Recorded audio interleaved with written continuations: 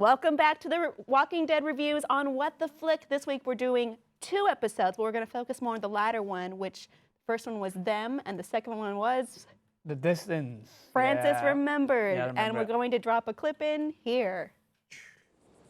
You have a flare gun. You have it to signal your people. How many of them are there? Does it matter? Yes. Yes, it does. I mean, of course, it matters how many people are actually out there, but does it matter how many people I tell you are out there? Because I'm pretty sure no matter what number I say, 8, 32, 444, 0, no matter what I say, you're not going to trust me. So I guess we'll start a little bit, just touch base on them, which for me was literally like a breather episode. Like, well, everyone just kind of stopped. It was necessary more than anything. I didn't think it was the best Walking Dead one we've No, seen. I agree with you. But they had to fill it in at some point. Like, maybe they didn't have to make a full episode out of it, but they had to at one point just tell you what everyone was thinking at this point. Like, we've had so many deaths. We've had Tyrese, now and Beth. Like, how has everyone responded? Where is everyone's mind at? Like, that is... They shouldn't have, I don't think they could have had to do a full episode on it, but they had to bring you back to life and realize what these people are thinking at this I point. think these are the kinds of episodes that people complain about Yeah, when they complain about absolutely. The Walking Dead, which was they had to have this time for people to react to the deaths that happened Yeah. previously. And kind of real in that, Sasha went crazy, even though Michonne told her not to several times. Always listen to what Michonne says. She knows. Yeah, again, it was like how you respond to this situation. Is it better to give up? Is it better to try and react rationally? Is it better to react irrationally? There's no clear answer. Like, as long as you find whatever you need to do to deal with it and to try and move on. That was the idea. And we're given this religious aspect to it again. We're toying with the religion. Yeah. How is the barn the only thing that stood strong during the whole storm? Like, everything else, basically, they said should have been torn apart. And they're thinking to themselves, wait, what is this?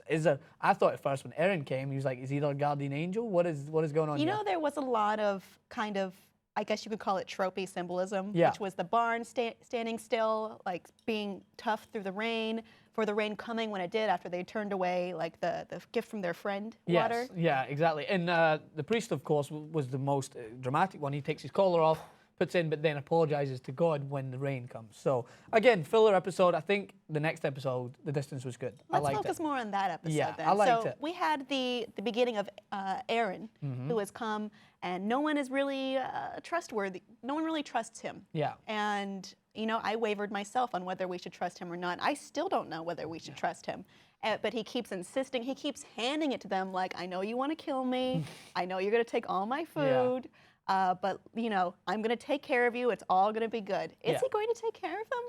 I don't know. I mean, the Walking Dead writers do a good job of making you think that everyone's, the next group of people you're meeting are actually sincere. But every believe- lesson we've learned Yes, is don't exactly. trust them. So it's a good thing because you can side with Rick. 'Cause I feel sympathetic for Aaron. Like, he just got knocked out for basically trying to help potentially, or did he get knocked out because he's trying to lead them to a trap? That's what they're trying to have you do. They're trying to have the viewers think outside of the box, thinking like maybe he is like actually legitimate this time. Maybe you've had your 3 strikes. You've had the cannibal, the governor. Maybe now this is actually someone you can trust. And towards the end of the episode, I started to feel that way. But that's what The Walking Dead I does still so don't good. trust him. Exactly, because you either don't trust them or you start to trust them, and then when they turn, you're like, oh shit. Every lesson we've been given so far is that things Yeah. might seem okay, but they aren't. And you know, they talked a lot about this group being like good people, your people.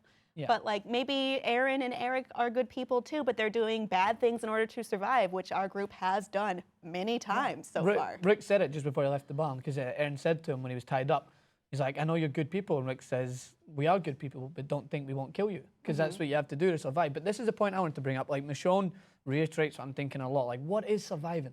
Because surviving is, going barn to barn, and at one point it's going to end. There's something like that. It's what it should end if you're thinking about it realistically. Like, because we all understand it's a show, it's make believe, but you want to invest yourself in it to think what would happen in a situation if you were in it, and that's what makes it a great show. But they're not surviving. They're basically going step by step until they're finally going to be dead. So you have to take a risk at some point, because if you take the risk and you end up dying, then like, okay, you're probably going to die anyway if you consistently keep running.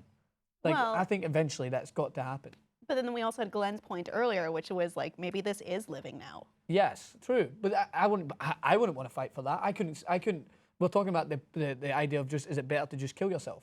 And for me, if I was in that situation, I wouldn't want to continue to live like that. Really? Because you're consistently just running. Like there's no Well, way you it can. beats the alternative, Yes. right? Well, I Doesn't don't it, know. or does it? I mean, I guess that's another question in the story, which many of the characters like have different points of view on. I think they all sort of represent like all of our thoughts cohesively, Yes. you know, but each with one face to it. Yeah, and that's what Tyrese was like. Like he was, his flashbacks were like, it's better now. Like it's better. So he probably thought to himself it could be better now because that's part of his mind.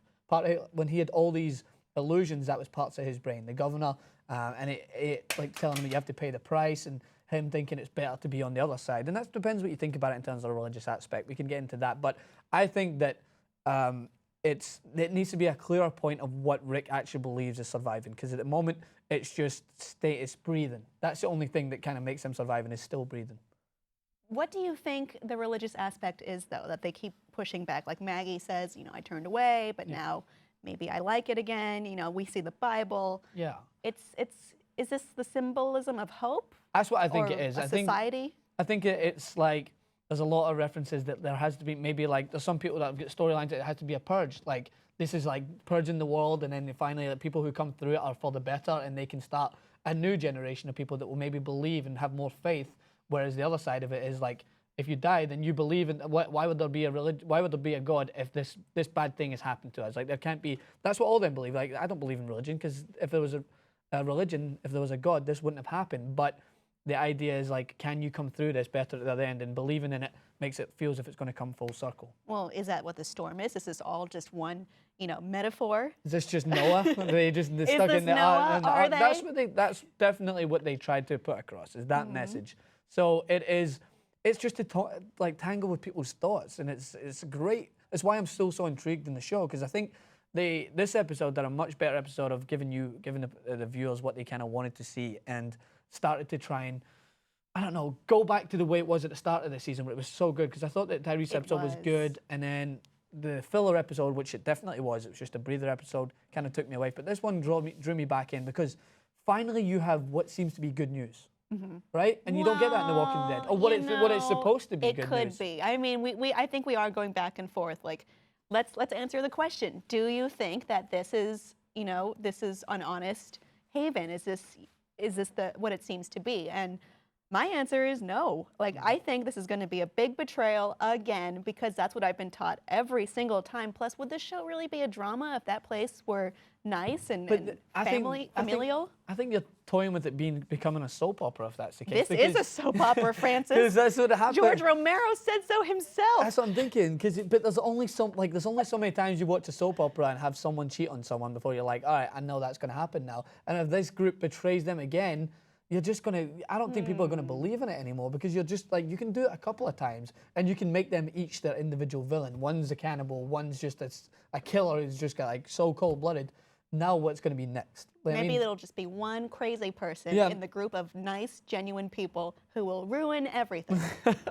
It probably could happen. I mean, I'm not going to rule it out. I would love for maybe Aaron to Eric? be, Oh, no. Aaron and Eric. Yeah. Yeah, right. So I would love for them both to be like good people and have the best interest at heart, and maybe another group of antagonists come along and try and mess up their new group. Maybe. Yeah, I would think that would be a better approach for me, because then it wouldn't be so scripted. I think we're supposed to get that Aaron and Eric are good people. Yeah. From, you know, the license plate thing, it's kind of a good-natured, just a little hobby to do. Yeah, And then also, like, they love each other clearly. Yes.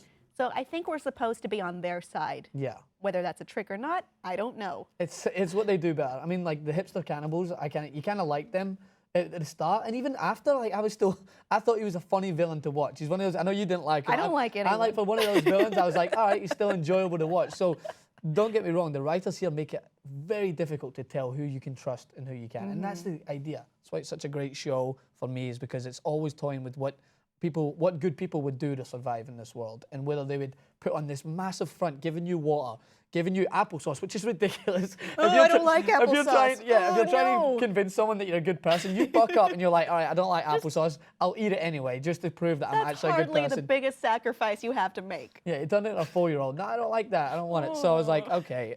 I think that was what the show do. They tried to force like that suspense. So you don't have to force it. You understand that Rick's already on edge. You don't have to force it anymore. Like, eat the applesauce, man. That's no big deal. It's But- not a big deal. Yeah. It's So literally applesauce. All right. Well, I think we have a lot to think about as to whether we can trust this group, what will happen next, who is going to be causing the conflict in the future. Yeah. I didn't think we got a lot from our Next Week on The Walking Dead clip at the end. no, yeah, that was a lot good of thing. sneaking, a lot of quiet. I like that thing, and that's the last point I wanted to make before I forget is he made it seem like there's a community, right? And in the follow-up episode, it didn't seem as if there was that many people there. But also, he did say that it'd be a good place for Judith because no one would be able to hear her cry. They were outside the wall, and you could hear kids around there. I mean, you could hear the kids where they were outside. So I thought, is it maybe just make believe? Could it be he records people all the time? Could it be Yeah. a tape recording of I another don't- kid oh kids for a dear, community? what if it's that? Francis? I cracked it. Then I'll say, I knew it, sort of. I just knew not to trust them. Yeah. Do you trust them? Well, we're going to find out more next week as we figure that out. Yeah. Thanks for watching The Walking Dead Reviews.